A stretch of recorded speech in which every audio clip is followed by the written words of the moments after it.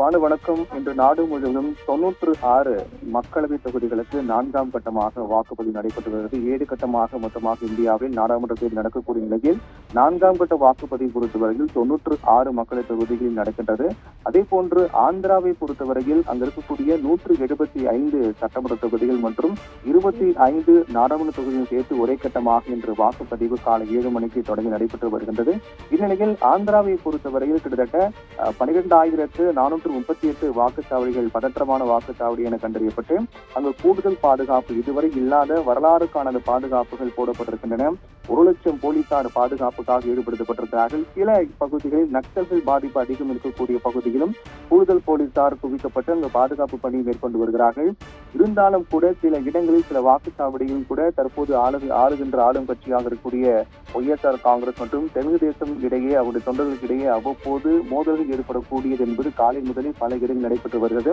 அதன் ஒரு பகுதியாக தான் குறிப்பாக இந்த வாக்குச்சாவடிக்குள் நுழைந்து வாக்குப்பதிவு இயந்திரங்கள் அடித்து நொறுக்கியிருக்கிறார்கள். இந்த சம்பவம் நடைபெற்ற பகுதி என்பது அதாவது சின்னமையா என்ற மாவட்டத்தில் இருக்கக்கூடிய தளவாய்ப்பள்ளி என்ற பகுதியிலும் இதே போன்று வாக்குச்சாவடிக்குள் நுழைந்து வாக்குப்பதிவு இயந்திரங்களை அடித்து நொறுக்கியிருக்கிறார்கள். அதே போன்று பல இடங்களில் இது போன்ற சம்பவங்கள் தொடர்ச்சியாக காலை முதலே நடைபெற்று வருகின்றது. அதனால் எங்கெங்கெல்லாம் இது போன்ற சம்பவம் நடைபெறுவது அங்கெல்லாம் கூடுதல் பாதுகாப்புகள் போடப்பட்டிருக்கின்றன. சித்தூர், கட்டப்பா, அனந்தபூர் உள்ளிட்ட இடங்களிலும் தெலுங்கு தேசம் ஒய்எஸ்ஆர் காங்கிரஸ் இடையே மோதல் ஏற்பட்டிருக்கிறது. கள்ள ஓட்டு போட முயன்றதாக கூறி 2 தரப்பினரும் ஒருவரை ஒருவர் குற்றம் சாட்டி மோதல் ஈடுபட்டிருக்கிறார்கள். போலீசார் அந்த வாக்குப்பதிவு இயந்திரத்தை உடைத்தவர்களை கைது செய்து விசாரித்து வருகிறார்கள். எங்கெல்லாம் இது போன்ற சம்பவங்கள் நடக்கிறதோ அங்கு கூடுதல் பாதுகாப்பு எல்லாம் போடப்பட்டிருக்கிறது. தற்போது மட்டுமல்ல, ஏற்கனவே பிரச்சாரத்தின் போது கூட இது போன்ற சம்பவம் நடைபெற்றது. குறிப்பாக ஆந்திராவுடைய முதலமைச்சராக இருக்கக்கூடிய ஜெகன்மோகன் ரெட்டி பல்வேறு இடங்களில் பிரச்சாரம் மேற்கொண்டார். அப்போது அவர் பிரச்சாரம் மேற்கொண்ட இடத்தில் கூட அவர் மீது கற்கள் வீசப்படுது. அதில் அவர் காயமடைந்தார். இந்த சம்பவத்தை மேற்கொண்ட தெலுங்கு தேசம் கட்சி தொண்டர்களையும் போலீசார் கைது செய்தார்கள். இது தொடர்ச்சி என்பது வாக்குப்பதிவின் போது கூட தற்போது நடைபெற்று வருகிறது.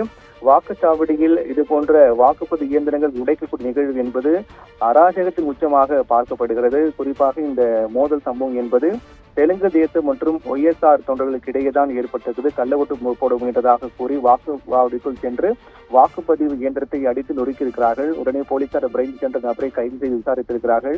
இந்த சம்பவத்தால் அந்த வாக்குச்சாவடியில் பதற்றமான சூழல் காணப்படுது. அதற்கு பிறகு அங்கு கூடுதல் போலீசார் குவிக்கப்பட்டு நிலைமையை சீரமைத்து தற்போது கட்டுப்பாட்டுக்குள் கொண்டு வந்திருக்கிறார்கள். இது போன்ற சம்பவங்கள் எங்கும் நடக்கக்கூடாத வகையில் எங்கெல்லாம் பதற்றமான வாக்குச்சாவடி என கண்டறியப்பட்டதோ அங்கெல்லாம் கூடுதல் போலீசாரும் குவிக்கப்பட்டிருக்கிறார்கள்.